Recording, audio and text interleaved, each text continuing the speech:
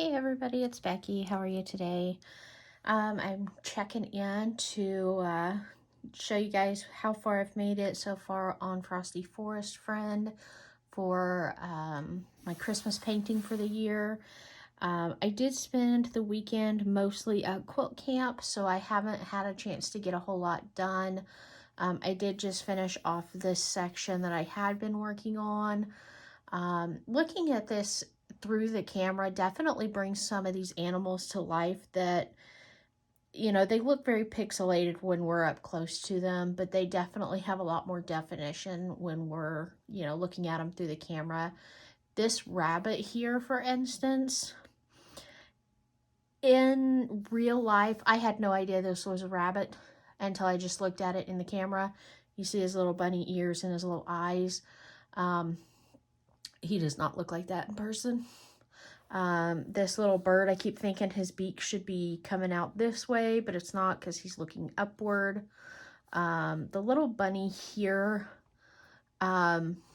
looks about the same in the camera as it does in person. It's not the most fantastic looking little bunny, but he is cute. We'll keep him. Anyway, so yeah, here's where I'm at, and kind of give you a little catch up on my weekend while we work on this area. Like I said, I spent the weekend at quilt camp doing some sewing. Well, not a lot of sewing. Of course, I had to work on Friday. Our quilt camps are Friday, Saturday, Sunday. And so I went Friday morning and dropped off my sewing machine and my project that I was going to work on so that it would already be there whenever I was ready to start. And then, of course, Friday, I get off work at 7 p.m. Central Time. And so I got there and I got a little bit of work done. I started pressing my fabrics, and I started, reading through my directions on my pattern. And then Saturday morning, my friend's son had a soccer game, and of course I love going and watching his little soccer games for him, just to support him and be there for my friend. Her husband wasn't feeling good, so he didn't get to go, but she's got a good support system in all of her friends in the area. So after that, we went to breakfast, and then finally got back to quilt camp and got the rest of my pressing done and got started on cutting the different pieces that I needed for this quilt. And then later in the afternoon, I had to leave. I had purchased tickets to a hockey game for my husband for our anniversary this year. And so it was time to go to the hockey game, and we wanted to have time to grab dinner before we went to the game. And so we did that, had a nice little dinner. We didn't eat real big at dinner. We shared a little small pizza from a little Italian restaurant that is there near the arena. And then from there, went to the game. It was an okay game. Unfortunately, our team did lose. However, they lost on the scoreboard, but they won all the fights that they got in. My husband tells me they're not supposed to be getting in fights. They'll get in trouble for that. But, I mean, it's entertaining for the crowd. So they, there are a few scuffles here and there in nearly every game I've ever been to. But, I feel like because the refs in this game were being very one-sided and not in our favor, our team decided to, provide entertainment otherwise. So that's what they did, and Like I said, unfortunately, we did lose the game, but we won the fights. So there's that. Then yesterday morning, got up. No, not yesterday morning. This morning. Today is Sunday, October the 29th, if you're interested. And it is like 11:30 at night. And yes, I should be in bed. But I'm not going to bed anytime soon, and we all know that. Anyway, so got up this morning, went back to quilt camp, and I was able to actually start sewing on my project. I got a good bit of it sewn, but I kept making mistakes because I was too busy visiting with everybody to worry too much about getting things sewn correctly, so I had to do a little bit of unsewing. And yeah, just in general, had a good time. Like I said, I didn't get as much done as I would have liked to have gotten done, but I got done with a good bit. So once I get that a little closer to finished, I'll try to give you guys a little peek at it. Right now, you wouldn't be able to tell what it was. So it is a Christmas quilt. I bought a kit. I don't often buy kits of or kits for a project because, you know, I don't always want my quilts to look the exact same as everybody else's. However, I love this quilt. It's absolutely adorable.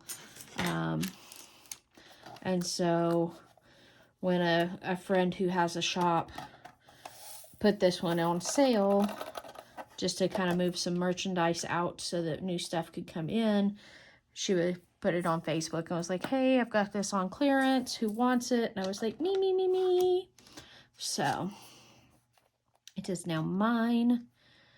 And working on getting it put together, but it'll be a little bit before it is all together. So, you know, Linda, Lazy Retired Granny, announced on her page that a family member of hers had passed away, a sister, and, you know, I just want to say, you know, I hate it when we lose family members, but honestly, it's, you know, what do? We just, you know, do our grieving and move along and just continue about our business. And, I don't know what it's like to lose a sister yet. Hopefully I don't know that anytime soon. But, you know, I'm glad to hear that her final wishes were all already in place. And so the family didn't have to worry about planning anything. I'm a big fan of having, you know, especially for people who have, you know, a terminal illness or any type of, like, you know, bad health where, you know, it could take a turn for the worse at any time. You know, having those things planned out, I feel like it's really helpful to family and friends so that they don't have to, you know, stress over funeral plans and costs and things like that in their time of grief. You know, obviously if it's a sudden unexpected loss, it's a little different situation, but I think it's important even at my own age to let, you know, family and friends know kind of what we want. We don't necessarily need to go buy the burial plot just yet, but to say, hey, you know, I do want my organs donated, or, you know, I want to be buried, or I want to be cremated, and just so that those ideas are out there and it's less stress on them wondering, like, what we want, you know? And so, like I said, it's nice when it's all taken care of for an expected loss. I guess you could call it an expected loss. But, you know, having worked around an emergency department and seeing, you know, unexpected tragedies happen, you know, even like I said, even at my age, even at a young age, you know, knowing what somebody, you know, feels like they want in that moment is, I think, really important. And, you know, having, you know, this goes back to me harping on the, you know, the great things that we can do with technology. You know, our cell phones, I know the iPhones have, I don't know if the Android ones have it or not, but there's a health ID in your iPhones that you can fill out, and it's accessible by anyone. You don't have to have a passcode to get into it, to view it. I think you have to have a passcode to make any edits or changes to it, but it gives you a place to enter the medications you're on, any known health issues, emergency contacts and things like that, so that if you are, let's say you're in a car accident and you're unable to communicate, you know, if the paramedics can see, oh, well, here's their phone, their health ID is set up, so we know, you know, we know they have a seizure disorder, so they may have had a seizure that caused this accident, or, you know, they're on, you know, such and such medication, so we know we can't give them this one because it, you know, there's contraindications, or, you know, just all of that sort of stuff. It allows you to put in your allergies, and like, I'm allergic to penicillin, so if I'm ever, you know, in a situation where I'm not able to communicate that, it's in my phone, and any healthcare professional out there can access that in my phone for them to know, don't give me penicillin. My husband has some unusual medication allergies that are things that most people in this world will never experience. And so for him to have those listed in his phone in case anything ever did happen where he was not able to communicate those allergies, like I said, it's things that, you know, doctors are not going to think, oh, is there a possibility that they might be allergic to? And so, you know, having those in there, very, very slim chance that he'll ever come across the need in an emergent situation for those medications to be given, but still they're in there. Like I said, emergency contacts and some health history and things like that, so that, you know, because we don't know when we're going to be in an accident. And I one day, you know, had a young person come into our ER. They were not able to communicate, and we needed information, and the only part of his phone I could access was the healthcare ID, which showed absolutely nothing in his case. He thought it was a joke, and he put all kinds of, you know, I'm allergic to your mom, and F you, and I'm on these illicit drugs, you know, things like that, and you know, nothing helpful. But had he, you know, had some information in there that was actually usable, they might have been able to treat him, you know, differently in his emergent situation.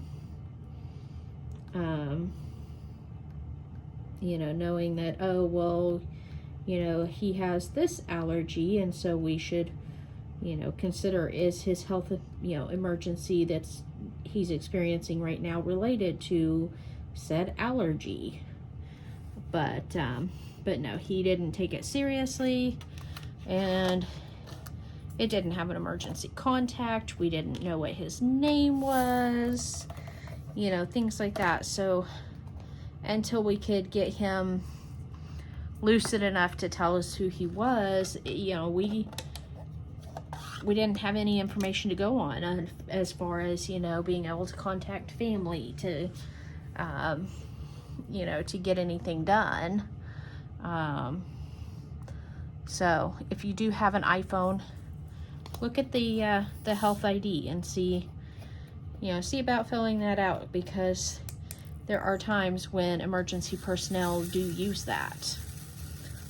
I need to update mine because it's got some things on it that I no longer necessarily need in there. They're probably not going to need my neurosurgeon's contact information since I'm cleared from his care now. But you know, it has my primary care doctor's contact information in it, and it has my, you know, my health records are available at this hospital system or that hospital system and things like that. So I try to keep that up to date.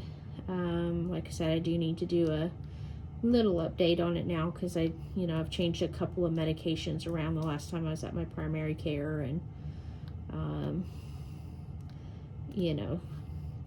I don't have to worry so much if I have a head trauma. I don't need an immediate MRI unless they feel like there might be something compromised, kind of a thing.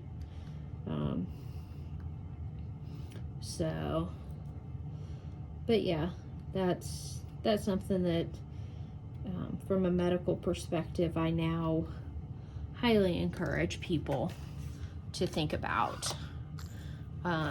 Things like powers of attorney and living wills and things like that, you know, especially if you do have a medical, issue that's an ongoing thing. It's important for medical personnel to have access to that information, even if you're not able to communicate it with them.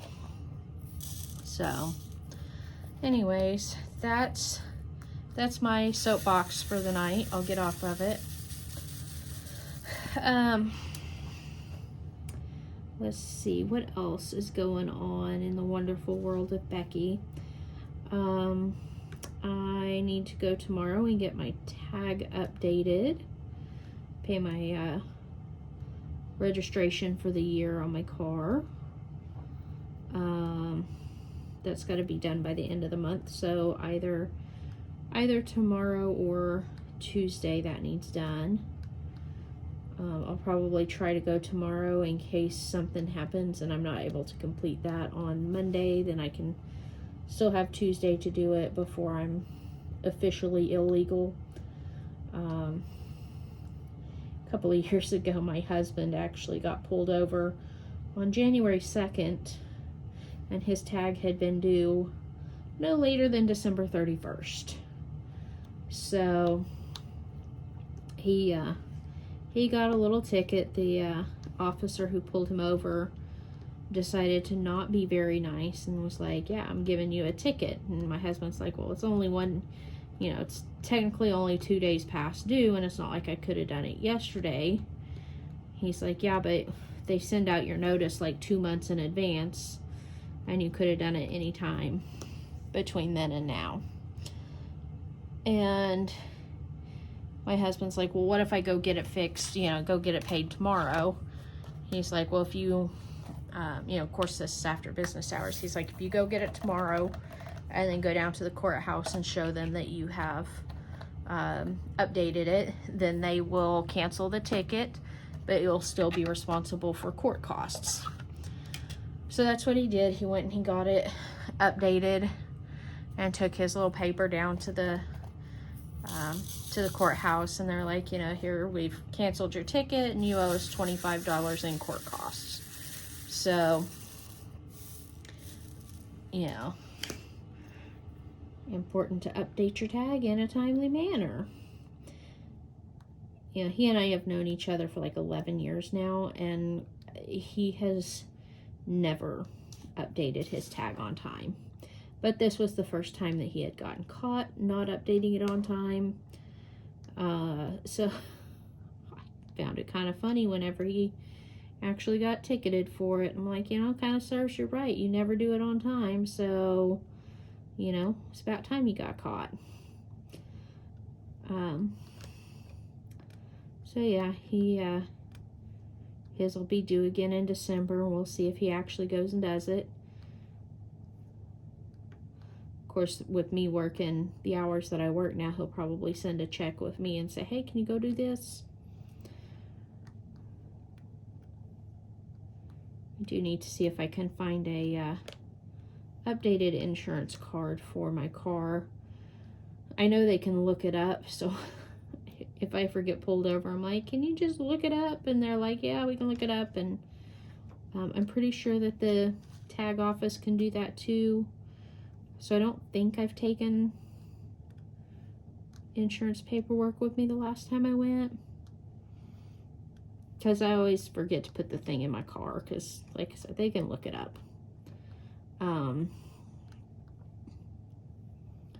But yeah, that's the plan for tomorrow morning, is to go get that taken care of. And then other than that, just working this week. I don't think we've got any kind of big plans. So it is cold here in Oklahoma right now. Today's high was like maybe low 50s. I don't know if it even got up that high. I know upper 30s, low 40s throughout most of the day. It's just been downright cold. It's been rainy, so cold rain and no sun. It's been a pretty miserable weather-wise.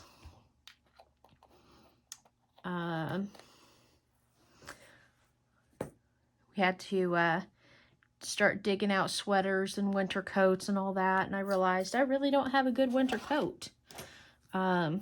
Which, you know, most of the time I don't really need one, but this last winter, and it's starting to look like this winter, we've just been extra cold. And so I told my husband the other day that I think it's time that I actually go shop for an actual winter coat, rather than just wearing an extra sweater over top of my already worn sweater. Because the double sweatering thing, I don't think is going to cut it this year. I know when we were out watching our friend's soccer game, it was miserably cold, and it was kind of misting a little bit, so it was extra cold, and we were all pretty miserable. But you know, we do what we do for our kids, and in my case, my friend's kid. So, we'll have to start shopping for a coat, it looks like. And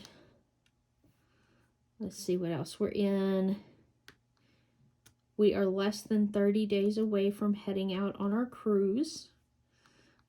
So right after Thanksgiving, expect me to be MIA for a week, because I do not plan on doing any posting to YouTube while I'm gone on the cruise.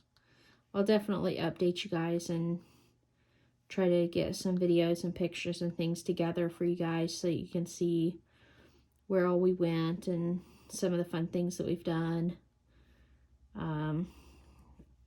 One of our excursions that we have planned is a sea trek, which is, you wear like this, like diver's helmet kind of thing. And the description on it says that you can wear prescription glasses, which I do wear. And that's a lot of why I've never been able to do any kind of snorkeling, is because I can't see without my glasses. And so they said, you know, with this one, you can wear prescription glasses underneath the helmet. And so I'm excited to be able to go do this sea trek thing with this diving helmet on.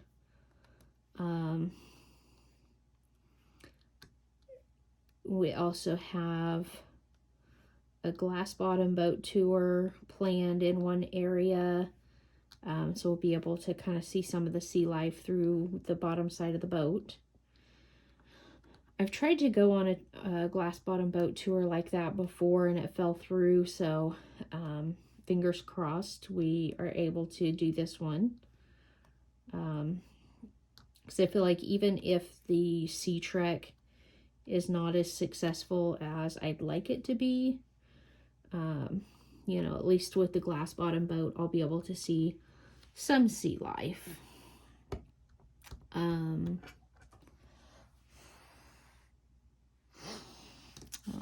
And so the glass bottom boat, we've got an island tour in one place, and then the sea trek in another. That's 3 out of our 5 ports that we have planned so far. We really kind of need to kick it into gear and get the rest of our ports figured out, what we're going to do there.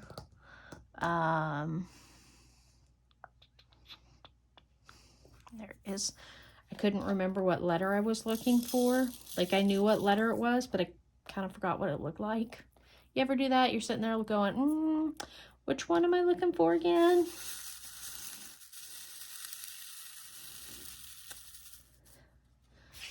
Let's see.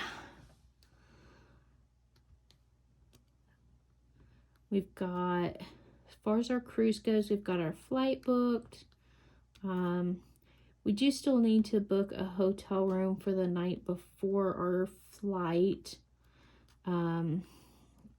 We live about 45 minutes from the airport that we're going to leave from. But our flight is like super duper early in the morning. It's like 5 a.m. And since we're flying to San Juan, it's technically not international, but I don't know if they treat it as international since you're leaving the mainland. I don't know. I need to look into that to make sure that we're to the airport in sufficient time for security. Of course, as early as we're going, a lot of times they're a little more lax at our airport because the security people are just getting there and just waking up. So they're like, I don't really care as much. There's also usually less people flying that time of the morning, so it doesn't get as crowded in there. So we'll see what we need to do there. And then we've got flights booked. We've got, as far as I know, we've got everything but that couple of ports figured out. And then, of course, we'll have to figure out what we're taking cash-wise versus putting on a credit card. We do have a credit card that doesn't charge any international transaction fees, so that's helpful. My debit card doesn't charge any fees. But I don't have the consumer protections like a credit card does. So I do prefer, if I am traveling internationally, to use the credit card versus using a debit card. But yeah, I think we pretty much have everything lined out except for getting our things packed. So, I'm sure you guys will hear more about that as it comes closer to time.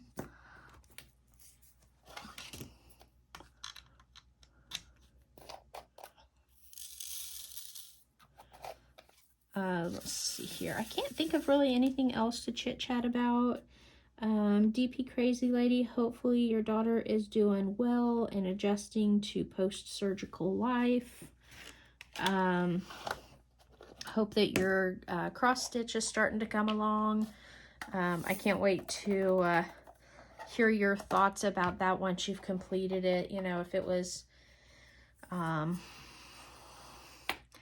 you know, would you go back to doing the cross stitching on a, you know, semi-regular basis or as needed basis?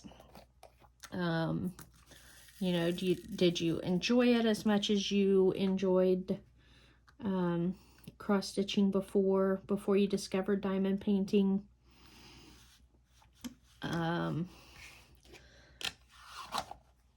Sorry, my throat's getting dried out. So yeah, check in with us when you get a chance, and maybe you can find some would you rather type questions to entertain us with. I'm just going to work right out of the bottle on these last two little bits. Just grab a diamond, put that one in there. Too many diamonds. And put that one in there. All right, that's that little area finished off. That's the beginning of a squirrel. I don't know if you can see right here the little tail that's coming up in the rear there. But yeah, there we are. The bottom portion of Frosty Forest Friend is nearly done. Just this last 3.5 inches or so over here, and then we'll start moving on up. I appreciate you guys taking the time to watch. Y'all have a great night, and we'll see you next time. Bye-bye.